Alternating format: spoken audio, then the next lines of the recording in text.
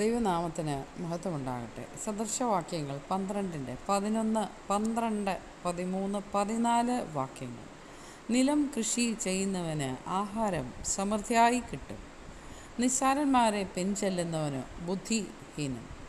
ദുഷ്ടൻ ദോഷികളുടെ കവർച്ച ആഗ്രഹിക്കുന്നു. നീതിമാന്മാരുടെ വേരോ ഫലം നൽകുന്നു. അധരങ്ങളുടെ ലംഘനത്തിൽ വല്ലാത്ത കണിയുണ്ട്. നീതിമാനോ കഷ്ടത്തിൽ നിന്ന് ഒഴിഞ്ഞുപോരും.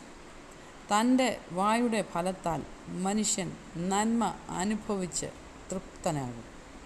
തൻ്റെ കൈകളുടെ പ്രവൃത്തിക്ക് തക്കവണ്ണം അവന് കിട്ടും.